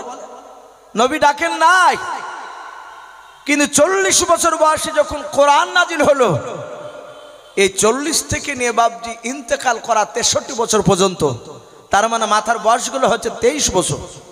আমার বিশ্বনবী মানুষের দ্বারে দ্বারে কেঁদেছে শুধু এই উম্মতি মুহাম্মদের জন্য, যে তারা জাহান্নাম থেকে তারা কিভাবে জান্নাতে যাবে। এর বাইরে রাসূলুল্লাহর কোনো উদ্দেশ্য ছিল না। ছিল ভাই? নবী জমির জন্য কেঁদেছে? নবী জমির জন্য মার খায় নাই, কোনো নারীর জন্য মার খায় নাই। নবী শুধু মার খেয়েছে আমার পথ হারা উম্মতেরা তারা কিভাবে আল্লাহকে চিনতে পারবে। রাসূল প্রতিটা মানুষের দ্বারে দ্বারে গিয়েছে। আপনারা সকলেই জানেন আমার বিশ্বনবী জিন্দা অবস্থায় আজ যেমন আপনারা বসে আমার চেহারার দিকে চেয়ে আছেন, দেখি ইসু ভাই কি বলে একটু শুনবো। আমার বিশ্বনবী কথা বলতেন, সাহাবারা চাতক পাখি না চেয়ে চেয়ে কথাগুলো শুনতেন। তারা তো ডাইরেক্ট নবীকে দেখেছিলেন, তারা জানতেন নবীর চেহারার দিকে যত মহব্বতে তাকানো যায় তার তত জীবনের গুনাহগুলো মাফ হয়ে যায়, বলুন আলহামদুলিল্লাহ। এটা সাহাবারা জানতেন। তাই সাহাবারা বাপজি তাকিয়ে আছেন। রাসূল আমার মসজিদে নববীতে সাহাবাদের সাথে বক্তব্য দিতে দিতে হঠাৎ করে নবী আর সাহাবাদের দিকে তাকালেন না, একেবারে এইভাবে ওপর দিকে আসমানের দিকে তাকাতে লাগলেন। আমি যদি এইভাবে তাকাই 20 কয়েক মিনিট ধরে আপনারা চিন্তিত হবেন তো, কি ব্যাপার ইসু ভাই কথা বলছিলেন নিচের দিকে তাকিয়ে আবার ওপর দিকে ডাইরেক্ট ফাইরেক্ট হয়ে গেল নাকি, না ব্যাপারটা কি, নিচের দিকে তাকাই না কেন? সাহাবারা বলেন আমরা দেখলাম নবী এইভাবে তাকাতে শুরু করলেন। প্রথমকার আসমান থেকে বাপজি সম্রাট জিবরিল আলাইহিস সালাম আল্লাহ রাসূলকে বাপজি ডাকছে, আসসালামু আলাইকা ইয়া রাসূলুল্লাহ। আল্লাহ রাসূল সালামের উত্তর দিয়ে দেখছেন জিবরিল আলাইহিস সালাম। সাহাবারা বললেন আমরা কেউ কথা বলি নাই, সবাই মিলে চুপচাপ নবীর চাউনির দিকে তাকাচ্ছিলাম অপর দিকে, কিন্তু আমরা কাউকে দেখতে পাচ্ছিলাম না। আমরা ফেরেশতাকে দেখতে পাই ভাই? কথা বলে। আমরা ফেরেশতাকে দেখতে পাই নাই।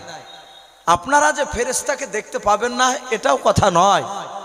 প্রকৃতি যদি সেই আল্লাহওয়ালা হওয়া যায় ফেরেশতাকে আপনি আমিও দেখতে পারি, কিন্তু আমরা সেই রকম যোগ্যতা হাসিল এখনো করতে পারিনি। সাহাবারা বলেন আমরা কেউ দেখতে পাচ্ছিলাম না। রাসূল কথা বলছিলেন ওটা শুনছিলাম। আমার বিশ্বনবী তাকিয়ে বললেন, ওগো জিবরিল ভাই কি ব্যাপার, তুমি আমাকে প্রথম আসমান থেকে ডাকছো কেন বলো? জিবরিল আলাইহিস সালাম ডাক দিয়ে বলেছিলেন, নবী গো আপনি আমার ডান হাতের দিকে তাকান। আল্লাহর নবী জনাবে মুহাম্মদ রাসূলুল্লাহ সাল্লাল্লাহু তাআলা আলাইহি ওয়াসাল্লাম নবী আমার তাকে বললেন, জিবরিল ভাই আমি তোমার ডান হাতগুলো দেখতে পাচ্ছি। বলাও ডান হাতের দিকে আমি তাকে দেখতে পাচ্ছি। জিবরিল আলাইহিস সালাম নবীকে আস্তে করে বলুন, হুজুর আপনি বলুন আমার হাতের ভিতর কি দেখতে পান?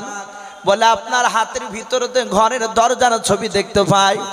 জিবরিল আলাইহিস সালাম বলে, নবী আপনি তাকে দেখুন কটা দরজা দেখতে পাচ্ছেন? নবী আমার মসজিদে নববী থেকে তাকে তাকে দেখতে লাগলেন। আমার বিশ্বদরদী নবী আমার গনে গনে বলেন, জিবরিল ভাই 7টা ঘরের দরজার ছবি দেখতে পাওয়া যায়। জিবরিল বলে, নবী গো জান্নাত কটা? বলে জান্নাত হচ্ছে 8টা।